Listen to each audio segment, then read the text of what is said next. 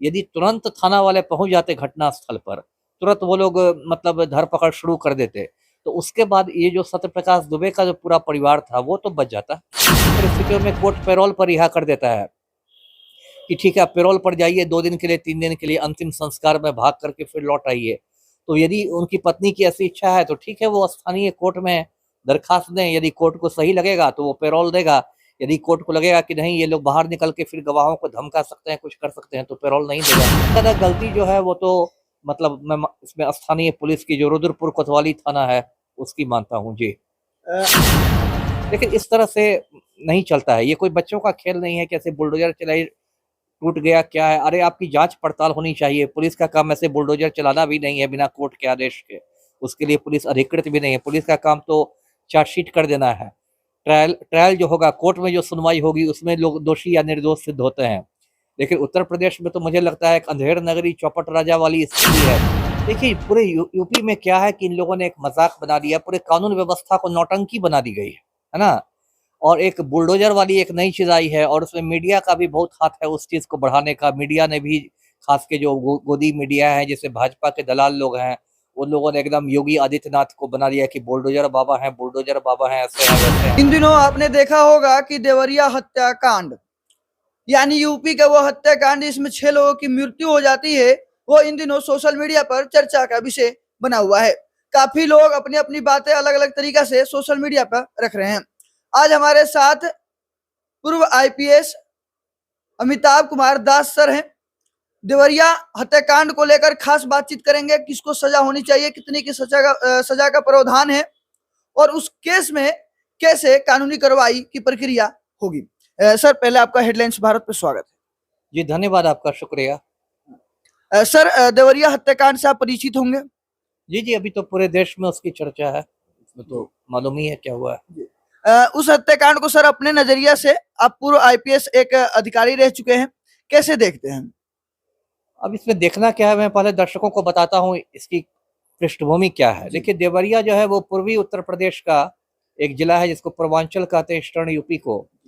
और वहाँ एक रुद्रपुर कोतवाली थाना क्षेत्र है। हाँ, उस थाना क्षेत्र फतेहपुर गांव है। उस गांव में कई साल से एक भूमि विवाद चला आ रहा था दो पक्षों के बीच। एक पक्ष प्रेमचंद यादव का था, दूसरा पक्ष सत्यप्रकाश दुबे का था। ये कई साल पुराना विवाद था। प्रेमचंद यादव जो है उसकी इलाके में थोड़ी दबंग वाली छवि थी, जो जिला पार्षद वगैरह रहा था, और उसने कुछ साल पहले भी सत्यप्रकाश दुबे के भाई साधु दुबे से कुछ जमीन अपने नाम करवा भी ली थी, जबकि सत्यप्रकाश दुबे और उसके भाई के बीच अभी जमीन का ठीक से बंटवारा भी नहीं हुआ था। तो ये जमीन विवाद काफी पुराना था, और सत्यप्रकाश दुबे ने कुछ जगह आवेदन भी दिया था तहसीलदार को, फिर थाना में, ये सब में कि इसकी जान को खतरा है। और ये सब अभी दो चार रोज पहले जो घटना हुई कि सुबह सुबह प्रेमचंद यादव जो है वो सत्यप्रकाश दुबे के घर की तरफ गया, दोनों की मुलाकात हुई, उसमें लगता है कुछ बाताबाती हुई, झगड़ा हुआ, और उसके बाद प्रेमचंद यादव की हत्या हो जाती है। उसके बाद प्रेमचंद यादव के जो गिरोह के बाकी गुंडे थे वो पहुंचते हैं हथियारों के साथ, और एक तरह से सत्यप्रकाश दुबे का आप कहिए कि पूरे परिवार का सफाया हो जाता है। सत्यप्रकाश दुबे की हत्या हो जाती है, उसकी पत्नी की हत्या हो जाती है, 2 बेटों 2 बेटियों की हत्या। तो 5 या उससे ज्यादा लोगों की हत्या यदि एक साथ होती है तो उसको नरसंहार कहते हैं, इंग्लिश में जिसको मैसेकर कहते हैं। तो ये देवरिया में नरसंहार हो गया, और बहुत बड़ा नरसंहार हुआ, तो लोमहर्षक नरसंहार है, पूरे देश में भी इसकी चर्चा है।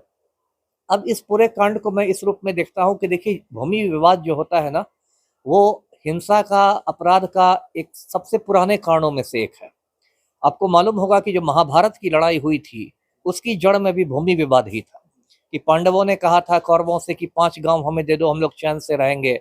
दुर्योधन ने कहा कि हम सुई की नोक के बराबर जमीन नहीं देंगे, और उसके बाद महाभारत की लड़ाई हो गई, कुरुक्षेत्र में इतना खून खराबा हुआ। तो ये जो जड़ जोरू और जमीन का मसला कहते हैं, ये अपराधों की सबसे प्राचीन कारणों में से एक माना जाता है पूरी दुनिया भर में। तो इसमें देखिए जो सबसे बड़ी विफलता जिसको मैं कहूंगा वो स्थानीय थाना की रही, मतलब कि वहाँ की जो स्थानीय प्रशासन व्यवस्था है उसकी कहीं ना कहीं कमी रही है। कहीं ना कहीं नहीं, पूरी तरह से कमी रही। देखिए जब पुराना भूमि विवाद था, ऐसा नहीं कि रातों रात प्रकट हो गया था, तो थाना को तो सब खबर होगी। थाना क्षेत्र कोई बहुत बड़ा भी नहीं रहता है, सब खबर होगी ही कि एक दबंग व्यक्ति है प्रेमचंद यादव, वो एक दूसरे व्यक्ति की जमीन हड़पने की कोशिश कर रहा है।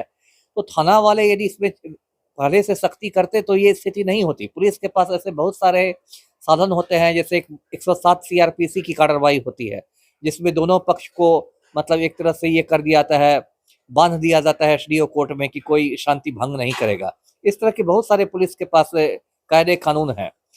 लेकिन इसमें दो ही बात हो सकती है, या तो थाना ने बहुत लापरवाही की कि भाई इसको गंभीरता से लिया ही नहीं कि ठीक है चल रहा है चलने दो।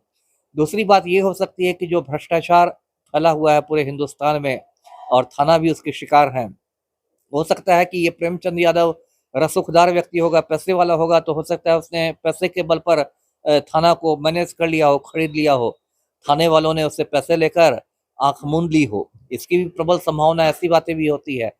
और देखिए इसमें कितनी लापरवाही है। एक तो लापरवाही हुई कि पहले से आप रोक नहीं सके हिंसा, उसके बाद हुई कि जब प्रेमचंद यादव की हत्या हो भी जाती है, यदि तुरंत आजकल तो सबके पास मोबाइल है, व्हाट्सएप है, ये है वो है, यदि तुरंत थाना वाले पहुंच जाते घटना स्थल पर, तुरंत वो लोग मतलब धरपकड़ शुरू कर देते, तो उसके बाद ये जो सत्यप्रकाश दुबे का जो पूरा परिवार था वो तो बच जाता। 5 जो हत्याएं हुई हैं वो नहीं होती। वही वही है ना। तो ये तो लग रहा है कि एकदम पुलिस वाले मतलब कुंभकर्णी निद्रा में रहे और बिल्कुल सोते रह गए। पहले प्रेमचंद यादव की हत्या हो गई और उसके बाद उसके गुंडों को फिर इकट्ठा होने का और हथियार लेने का और योजना करने का पूरा पूरा वक्त मिल गया, और उसके बाद इतना बड़ा नरसंहार हो गया। तो सबसे ज्यादा गलती जो है वो तो मतलब मैं इसमें स्थानीय पुलिस की जो रुद्रपुर कोतवाली थाना है उसकी मानता हूँ जी। अ, सर अभी बात चल रही है, जैसे कि आपको पता होगा कि जो इसके मुख्यमंत्री हैं, उप मुख्यमंत्री है, जो अपोजिशन पार्टी है, उन्होंने भी एक्शन लेने की बात कही है। कहा जा रहा है कि जो प्रेमचंद्र हैं उनके जो जमीनें हैं उन पर बुलडोजर चलेगा। आप इसको कैसे देखते हैं? क्या बुलडोजर चलना चाहिए? क्योंकि हत्याएं दोनों तरफ से हुई हैं। पहले सत्य प्रकाश दुबे की तरफ से प्रेमचंद्र की हत्या की गई और उसके आक्रोश में उसके जो समर्थक थे उन्होंने इनके पूरे फैमिली को नरसंहार कर दिया। देखिए पूरे यूपी में क्या है कि इन लोगों ने एक मजाक बना दिया, पूरे कानून व्यवस्था को नौटंकी बना दी गई है ना। और एक बुलडोजर वाली एक नई चीज आई है, और उसमें मीडिया का भी बहुत हाथ है उस चीज को बढ़ाने का। मीडिया ने भी, खास के जो गोदी मीडिया है, जैसे भाजपा के दलाल लोग हैं, उन लोगों ने एकदम योगी आदित्यनाथ को बना दिया कि बुलडोजर बाबा हैं, बुलडोजर बाबा हैं, ऐसे हैं वैसे हैं। लेकिन इस तरह से नहीं चलता है, ये कोई बच्चों का खेल नहीं है कि ऐसे बुलडोजर चलाई टूट गया क्या है। अरे आपकी जांच पड़ताल होनी चाहिए। पुलिस का काम ऐसे बुलडोजर चलाना भी नहीं है बिना कोर्ट के आदेश के, उसके लिए पुलिस अधिकृत भी नहीं है। पुलिस का काम तो चार्जशीट कर देना है। ट्रायल जो होगा, कोर्ट में जो सुनवाई होगी, उसमें लोग दोषी या निर्दोष सिद्ध होते हैं। लेकिन उत्तर प्रदेश में तो मुझे लगता है एक अंधेर नगरी चौपट राजा वाली स्थिति है। जो बड़े बड़े अपराधी हैं उनको तो कुछ पुलिस टच नहीं करती है, और जो टुटपुजिया अपराधी हैं या बेकसूर लोग हैं उन पर बुलडोजर चलाओ, ये चलाओ, एक नौटंकी चल रही है। तो इससे तो कुछ नहीं होने वाला है। इससे कुछ नहीं होने वाला है। सर क्या लगता है कि जो प्रेमचंद्र की पत्नी है वो कह रही है कि कम से कम मेरे पति का अंतिम संस्कार के लिए जितने भी 25, 30, 35 लोगों को गिरफ्तार किया गया है उनको छोड़ दिया जाए ताकि मेरे पति का कम से कम अंतिम संस्कार हो जाए। क्या ऐसा होना चाहिए? अब ये तो देखिए, ये तो कोर्ट का होगा, क्योंकि जो भी गिरफ्तार किए गए होंगे उनको तो चालान कर दिया होगा, गया होगा, जेल में चले गए होंगे। जेल में आप एक बार चले जाते हैं इसका मतलब कि आप न्यायिक अभिरक्षा में है, जुडिशियल कस्टडी में है। उसके बाद आपको कोर्ट के अनुमति से ही छोड़ा जा सकता है। कई बार ऐसी परिस्थितियों में कोर्ट पैरोल पर रिहा कर देता है कि ठीक है आप पैरोल पर जाइए, 2 दिन के लिए, 3 दिन के लिए, अंतिम संस्कार में भाग करके फिर लौट आइए। तो यदि उनकी पत्नी की ऐसी इच्छा है तो ठीक है, वो स्थानीय कोर्ट में दरखास्त दें। यदि कोर्ट को सही लगेगा तो वो पैरोल देगा। यदि कोर्ट को लगेगा कि नहीं ये लोग बाहर निकल के फिर गवाहों को धमका सकते हैं, कुछ कर सकते हैं, तो पैरोल नहीं देगा जी। आपको नहीं लगता कि वहां का जो स्थानीय प्रशासन है उस पर पहली पकड़, पहली फुर्सत में उन पे कार्रवाई होनी चाहिए? वही तो मैं शुरू से कह रहा हूँ कि जो भी यदि गलती हुई है वो सबसे ज्यादा स्थानीय थाना की गलती है। थाना ने तो या तो लापरवाही की है या थाना वहां का बिक गया है। जो भी स्थिति हो, जो हुआ है वो स्थानीय थाना की गलती। यदि शुरू में ही इसको दबा दिया जाता, शुरू में ही कंट्रोल कर लिया जाता, तो इतना जो खून खराबा हुआ उसकी नौबत नहीं आती जी। अभी उस सत्य प्रकाश दुबे के 2 बेटे, एक जो बलिया पूजा कराने के लिए दिवेश दुबे और एक अमित दुबे, मुझे थोड़ा सा नाम याद नहीं आ रहा है, उन लोगों के लिए आपकी क्या रहेगा कि उनको सरकार से किस तरह की आर्थिक मदद, आर्थिक सहयोग देना चाहिए ताकि वो अपने भविष्य में, क्योंकि उनसे पिता का छाया उठ चुका है। अब वो तो देखिए सरकार इसमें करती है जिसको अनुग्रह राशि कहते हैं, या इंग्लिश में जिसको एक्स ग्रेसिया पेमेंट कहते हैं। अनुग्रह राशि सरकार के नियम रहते हैं, मुआवजा के तौर पर दिया जाता है, वो सरकार सब उनको देख के देगी कि उनकी आर्थिक स्थिति कैसी है, वो कितने बड़े हैं, कमाने वाले थे कि नहीं, मतलब कि बहुत छोटे बच्चे हैं, नाबालिग हैं, सब कुछ इनको देखते हुए जो वहाँ का जिला प्रशासन है, देवरिया जिला प्रशासन, वहाँ के जिलाधिकारी ये फैसला करेंगे कि कितना उनको मुआवजा मिलना चाहिए। ऐसे प्रावधान तो लगभग सभी राज्यों में है कि ऐसी स्थिति में कुछ सरकार के द्वारा अनुग्रह राशि दी जाती है मुआवजा के तौर पर, तो वो तो जिलाधिकारी फैसला करेंगे लोकल। जिलाधिकारी फैसला करेंगे। आप भी सर मानते हैं कि अगर स्थानीय प्रशासन वहां पर तत्पर रहता तो इतनी बड़ी घटना नहीं घटती? कई लोगों की जो 6 लोग की हत्या हुई है वो अभी मतलब सामने रहते बच्चे बच जाते। बिल्कुल मैं मानता हूँ, मैंने कहा कि ये जब कई साल पुराना विवाद था, रातों रात विवाद हुआ नहीं, पुलिस के पास पूरा वक्त था उस विवाद का, या तो पुलिस निपटारा करवाती जैसे भी होता, या तो फिर पुलिस उसके पहले, जो मैंने कहा कि 107 की कार्रवाई होती है, बहुत तरह की इस तरह की कार्रवाइयाँ होती हैं, उन लोग को एसडीओ कोर्ट में बांध दिया जाता है, इसकी कार्रवाई करके उनसे ले लिया जाता है कि वो लोग शांति भंग नहीं करेंगे। इस तरह की बहुत सारे पुलिस के पास प्रिवेंटिव एक्शन करने का अधिकार है, लेकिन पुलिस बिल्कुल सोई रह गई, तो उससे इतना बड़ा नरसंहार हुआ है।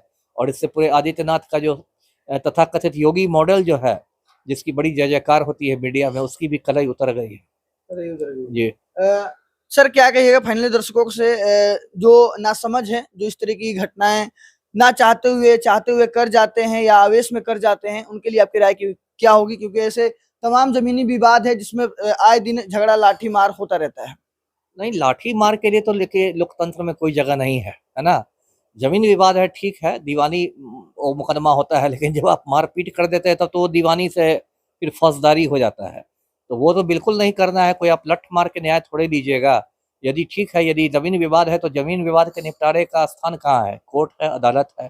अदालत में आप केस कीजिए, उसमें समय लगता है, मुझे मालूम है, क्योंकि अदालतों पर भी बहुत ज़्यादा बोझ है मुकदमों का, समय लगता है, लेकिन उतना तो आपको पेशेंस रखना पड़ेगा। हिंसा के लिए तो लोकतंत्र में कोई स्थान नहीं है। जी। तो देख सकते हैं ये थे हमारे साथ अमिताभ दास जो पूर्व आईपीएस रह चुके हैं। वैसे बता दें देवरिया हत्याकांड इन दिनों चर्चा का विषय बना हुआ है, जिसे सर ने कहा कि स्थानीय प्रशासन की कड़ी निंदा हो रही है और जो भी त्रुटियां हैं, गलतियां हुई हैं, खासकर स्थानीय प्रशासन से हुई है, जो यहाँ का स्थानीय थाना है।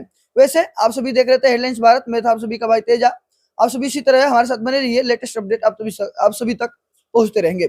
जय हिंद, जय बिहार।